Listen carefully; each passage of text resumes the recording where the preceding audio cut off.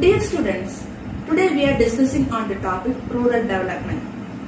In this module, we are discussing on what is the term rural development, what are the characteristics of rural development, and what are the dilemmas in rural development. India is predominantly an agricultural country and farming is their main occupation. So, rural development is an important area to discuss in the present scenario.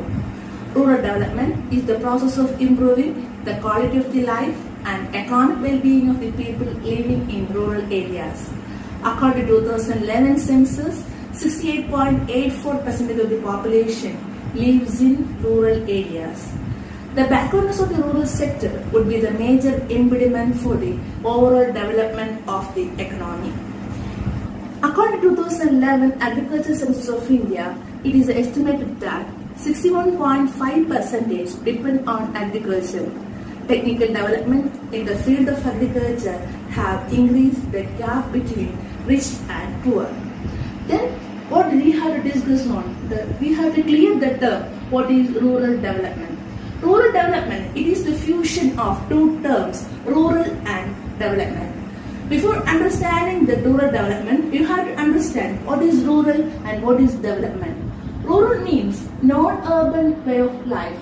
The non-urban way of life means the people purely depend on agriculture.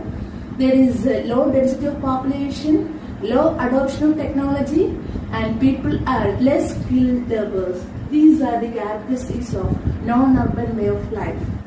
What is development? Development means the quantitative and qualitative changes. That is, the quantitative changes and quantitative changes in desired manner. Then only we can say that is development. What is the changes in the desired manner means that in rural area we can increase the productivity, we can reduce the poverty, we can provide the basic services like education, infrastructure, drinking water, and health and sanitation. These are the desired changes that are happening in the rural areas. Thus, the rural development, it is an integrated approach. We can improve the living condition of the people in rural area and we can do optimum utilization of the resources in the particular area. And from 1970s, rural development was synonymous with agricultural development and hence focus on increasing agricultural production. Today, inclusive the rural development, more specific concept than the concept of rural development of earlier. In broader sense, it is inclusive rural development is about improving the quality of the life of the people in rural areas. It more specifically, inclusive rural development covers mainly three dimensions: economic dimension, social dimension, and political dimension. Next, we have to discuss what are the major three dimensions of the rural development. That is, first one is the economic dimension, second one is the social dimension, and third one is the political dimension. First one is the economic dimension. The economic dimension that encompasses the providing both capacities and opportunities for poor and low-income households, particularly that benefit from the economic growth. The social dimension means that support the social development of the poor and low-income household. They can promote gender equality and the women empowerment. And the political dimension that improves the opportunity for the poor and low-income people in rural area and effectively, and we can provide the equal participation in the political process at village level. These are the main dimensions of the rural development. Thus, the rural development, not merely the development of rural area, but also the development of the quality of rural masses, self-reliant, self-sustaining, the modern little communities. Next, we have to discuss on what are the characteristics of the rural development. The rural development is characterized by its emphasis on locally produced economic development strategies. That is, the rural development, which is much more than the agricultural development, or to take into account the existing, the local and area-wise resources and complementary link among them. capitalization of available resources can lead the society towards the economic development. The economic value of the rural resources can be obtained only through the commercial production. The link between the producer, processor and traders can encourage the commercial production and establishment of the rural market. The rural market should be the source of commercial production and should provide the opportunity for the alternative production process. Reliability of the regular supply of products can enhance by the collaboration of producers through the cooperative concept. It ensures the local participation and evoke the local enthusiasm and make the local distribution of resources possible. And next point is the provision of the basic necessity of the life to everybody. That is, the people have the certain basic needs without which we cannot possible to them to survive. The basic necessities include food, clothes, shelter, the literacy, primary health care, security to life and property. When any one of all of them are absent or critically short supply, we may state that the condition of absolute underdevelopment exists. The provision of basic necessity of life to everybody is primary responsibility of all economy, whether they capitalist, socialist or the mixed. And next point is improvement in the quality of life of the rural people. The improvement in the quality of the life of the rural people is an important agenda for the rural development program. In India, a country where the number of people living in rural areas, the rural development program is necessary aspect. In this sense, we can say that economic growth is necessary condition for the improvement in the quality of life of the rural people. And next point we have to discuss is the rural development focus upon the development and upliftment of the rural section of the people. It focus upon the upliftment and the development of the sections of the rural people that experience the great poverty issues effectively aim at developing their productivity. It also emphasizes the need to address the various present issues of village economy that hinders the growth and it improves these areas. Some areas that need urgent attention to the urban development in India are the public health and sanitation, literacy, the women empowerment, enforcement of law and order, the land reforms, infrastructure development like irrigation and electricity, availability of credit and eradication of the poverty. And next point we have to discuss is the rural development implies both the economic betterment of the people and the social transformation. That is, the rural development implies that is the both economic betterment and the great social transformation. The basic objective of all rural development programs have been the welfare of the million. In order to achieve this, the planned attempts have made to eliminate poverty, ignorance and inequality of opportunities. A wide spectrum of programs have been undertaken so far to alleviate the rural poverty and ensure the improvement in the quality of life of the rural population, especially those who are living in the below poverty line. The next characteristics of rural development is the people participation at grassroots level. Within the time and experience, it is realized that accelerated and meaningful development can be achieved only the people of the grassroots level involved. The people participation has become the key word in the rural development program. The participation of people is necessary to provide the rural people with better prospects of economic development. And the next point is the proper utilization of the resources. The proper utilization of resources means that is the natural resources, human resources and social resources. The natural resources means that is the land, water and forest resources. What is the human resources? They are their knowledge and skill.